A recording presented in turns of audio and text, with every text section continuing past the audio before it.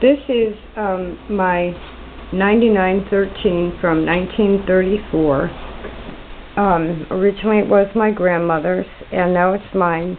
And I recently, finally, made the decision to convert it to a hand crank because the knee bar controller wasn't working well with the wheelchair. So this is what I want to show you about one of the beauties of a hand crank. It's the control you get over what you're doing. This is a insignia for the 82nd Airborne, and I'm doing this for someone, and I had hand quilted the last one that I did, which was for the Air Force, but this one I wanted to use this 9913 to go ahead and see how machine quilting comes out when you have a hand crank.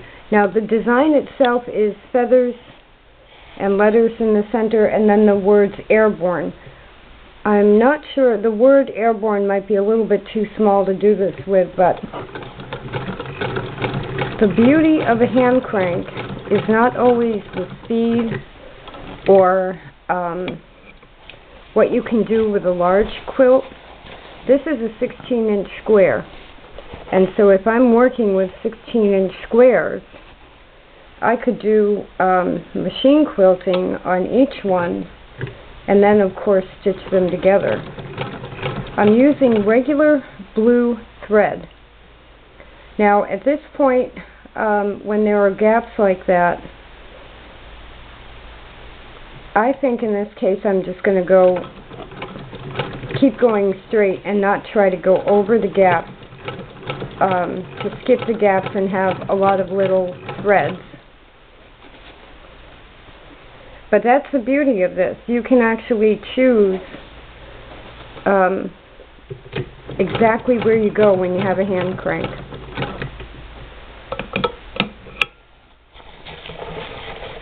And that's the tail thread that kind of followed me. So if I do this whole design with this quilting, and because it's a 16-inch square, you can keep everything smooth and nice.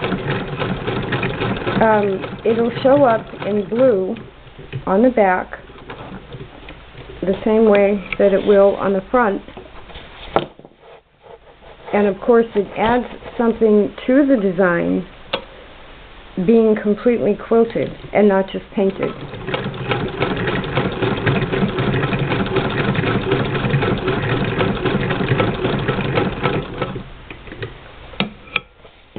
But this really is one of the main advantages to a hand crank.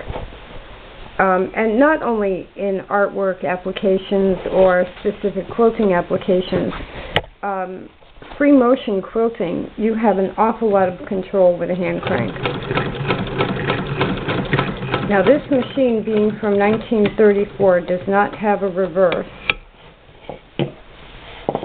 And I went a half a stitch further than I wanted to go to end that square.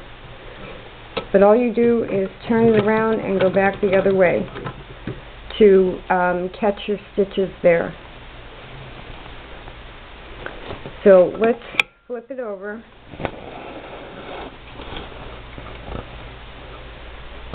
This is, I think it's by Coates. Coates & Clark Dual Duty Plus thread is a very strong thread. So see, here it is on the back, and when I do the whole design, the same design will show up on the back. So I'm going to be working with 16-inch blocks anyway, or smaller. Some of them that I have cut out are 5-inch blocks. Simply because it's easier for me to assemble things after I do it. But in the meantime, I'm not minding at all that I had to change the 99 to a hand crank, because it's going to give me all this control over any of the block printing designs or the painting designs or even the crayon designs I do, because I can go on some of the lines on the crayon designs. It's a hand crank is a wonderful asset to this type of quilting.